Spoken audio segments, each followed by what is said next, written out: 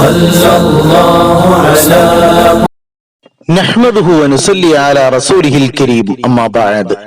അന്ത്യനാൾ സംഭവിക്കും, അത് യാഥാർത്ഥ്യമാണ്.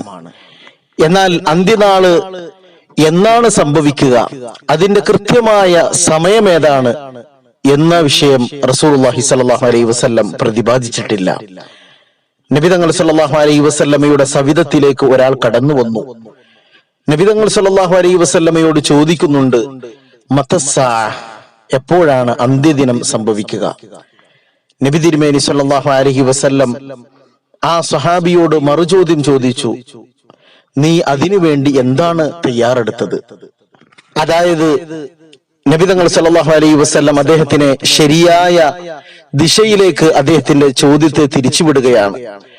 അന്ത്യദിനം എന്നാണ് സംഭവിക്കുക എന്ന വിഷയത്തിൽ ചിന്തിക്കാതെ അതിനുവേണ്ടിയുള്ള അമലുകളാണ് ഒരു സത്യവിശ്വാസി സ്വയത്തമാക്കേണ്ടത്, സ്വന്തമാക്കേണ്ടത്. എങ്കിലും മുത്തുനബി സല്ലല്ലാഹു അലൈഹി വസല്ലം അന്ത്യനാളിന്റെ പല അടയാളങ്ങളും വ്യക്തമാക്കി അത് പുലരുക തന്നെ ചെയ്യും. ലോകാവസാനത്തിന്റെ അടയാളങ്ങളിൽ പെട്ടതാണ് നന്മയുടെ കേന്ദ്രമായ, ലോകത്തിലെ ഹിദായത്തിന്റെ മർക്കസായ, കേന്ദ്ര ബിന്ദുവായ, മുബാറകൻ വഹുദൻ ലിൽ ആലമീൻ, ലോകത്തിന് മുഴുവനും ഐശ്വര്യമെന്ന്, ഹിദായത്തെന്ന് അല്ലാഹു തആല വിശേഷിപ്പിച്ച പരിശുദ്ധമായ കഅബ. ആ കഅബയും തകർക്കപ്പെടും, അതിന്റെ ദംസനമുണ്ടാകും. അവിടുന്ന് അരുളി, യുഖരിബുൽ കഅബ, കഅബയെ തകർക്കും, കഅബയെ ഖറാബാക്കും. ദുസ്സുവൈഖതൈൻ, കാല് ബലഹീനനായ ഒരു നീഗ്രോ വംശജൻ. റസൂലുള്ളാഹി സ്വല്ലല്ലാഹു അലൈഹി വസല്ലം ആ വ്യക്തിയുടെ ശരീരത്തിന്റെ അവസ്ഥകൾ, ശരീരത്തിന്റെ രൂപം വരെ വ്യക്തമാക്കുകയാണ്. അയാളുടെ തണ്ടങ്കാല് ചെറുതാണ്, അല്ലെങ്കിൽ ബലഹീനമാണ്. എന്നിട്ട് ആ ഒരു രംഗം റസൂലുള്ളാഹി സ്വല്ലല്ലാഹു അലൈഹി വസല്ലം സഹാബത്തിന്റെ മുന്നിൽ ചിത്രീകരിച്ചു കൊടുക്കുകയാണ്. യഖലഉഹ ഹജറൻ ഹജറ, ആ നീഗ്രോ വംശജൻ, ആ തണ്ടങ്കാലിന് നീളം കുറഞ്ഞ ബലഹീനനായ ആ മനുഷ്യൻ എന്താണ് ചെയ്യുന്നത്? ആ കഅബയുടെ ഓരോ കല്ലുകൾ എടുത്ത് ഇളക്കി എറിയുന്നത് ഞാൻ എന്റെ കണ്ണുകൊണ്ട് കാണുന്നത് പോലെയെന്നും അവിടുന്ന് പ്രസ്താവിച്ചു. കഅബയെ തകർക്കുന്ന തിന്മയുടെ വക്താവിന്റെ രാജ്യവും പ്രവിശ്യയും റസൂലുള്ളാഹി സ്വല്ലല്ലാഹു അലൈഹി വസല്ലം ഹദീസിൽ വ്യക്തമാക്കുന്നു. മിനൽ ഹബശതി, അവൻ ഹബശക്കാരനാണ്, ഹബശയിൽപ്പെട്ടവനാണ്.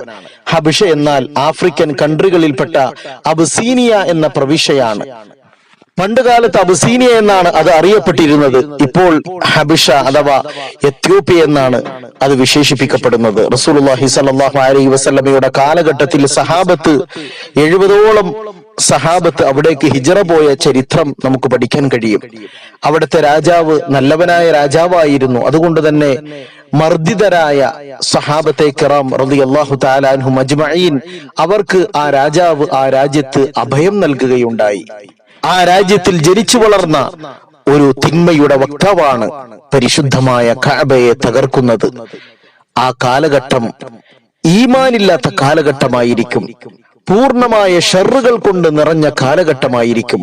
അവിടുന്ന് ഒരു ഹദീസിൽ പ്രസ്താവിക്കുന്നുണ്ട്, ലാ തഖൂമുസ്സാഅ ഹത്താ ലാ യുഖാല ഫിൽ അർളി അല്ലാഹ് അല്ലാഹ് ഔ കമാ ഖാല നബിയ്യു സല്ലല്ലാഹു അലൈഹി വസല്ലം.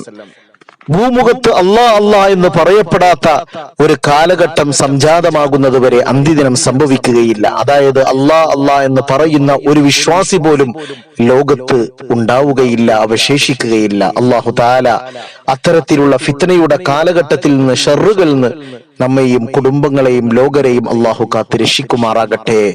റബ്ബനാ തഖബ്ബൽ മിന്നാ ഇന്നക അന്തസ് സമീഉൽ അലീം വതുബ് അലൈനാ ഇന്നക അന്തത് തവ്വാബുർ റഹീം.